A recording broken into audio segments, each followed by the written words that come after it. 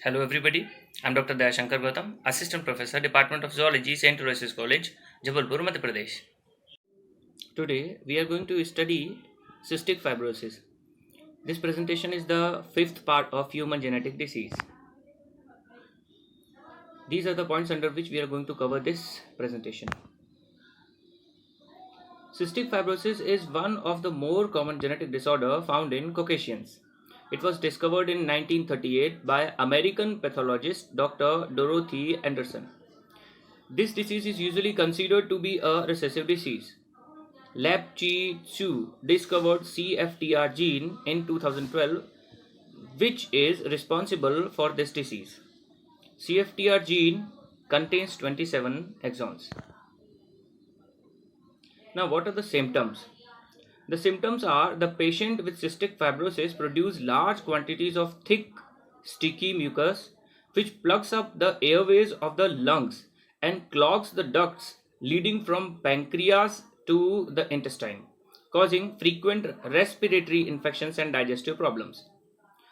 Even after giving so many medical treatments, also the patients with cystic fibrosis suffer chronically from this disease, and they are always at the risk of life threatening.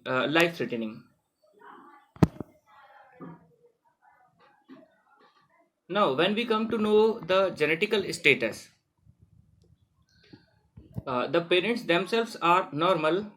They, if they each carry a normal dominant allele and one recessive allele, and by chance the recessive alleles meet in the child which is going to take birth, which has been transplanted in the uterus, that will suffer from this disease.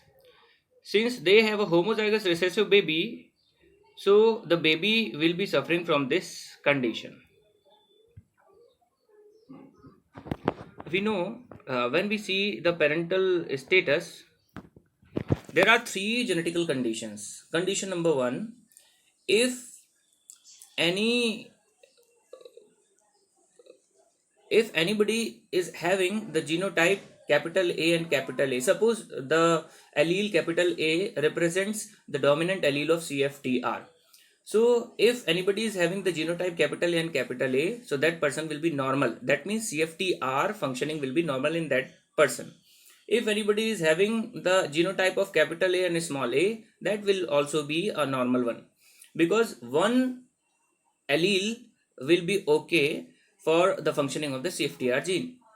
But if any person is having the allele small a and a small a, so that person will be suffering from this disease. So this is the genetics. That means all the persons who are suffering from this cystic fibrosis have the recessive genotype. That means CFTR gene is in the recessive condition. The alleles, both the alleles are in recessive condition.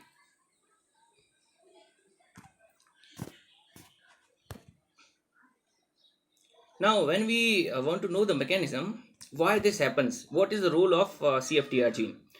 Now, the gene responsible for this cystic fibrosis disease resides on chromosome number 7 in the long arm. It encodes a protein which is called cystic fibrosis transmembrane conductance regulator. Its abbreviation is CFTR. The role of this, to understand the role of this, we should understand first the central dogma of the protein synthesis. We know the central dogma is what? That the DNA contains genetical information. The information of this DNA, that means in the form of genes, when transcribed in the form of messenger RNA, then this messenger RNA again translated into a protein. This protein will be formed. So suppose this is a DNA, chromosome number 7, where CFTR gene lies. This is the CFTR gene. So this gene will be transcribed in the form of messenger RNA. Now this messenger for RNA will be translated in a specific protein, which is CFTR protein. Now this CFTR protein will go to the plasma membrane, and it will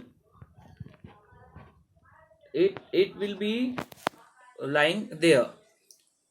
it is the part of chloride ion channel. So what happens if the CFTR gene is normal, then the protein which is formed is okay, in okay condition, and this protein will go to the plasma membrane. Now the function of this particular protein is to transport chloride ions which are generated due to metabolic activities inside the cell.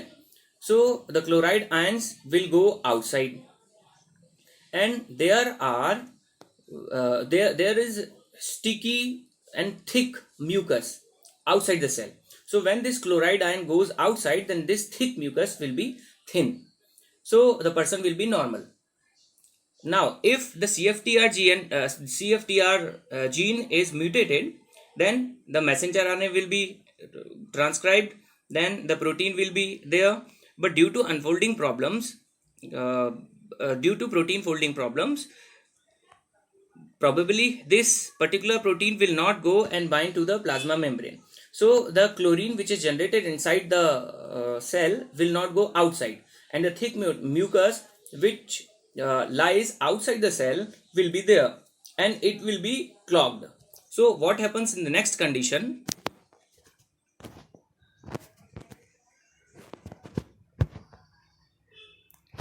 Here in this diagram we can clearly see these are the airways. So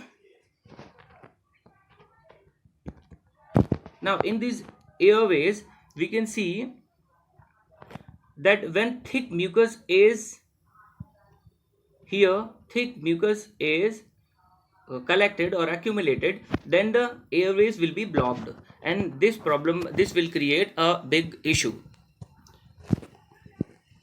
So friends, this is the presentation which was made on the cystic fibrosis, and these are the references which has been used in this study.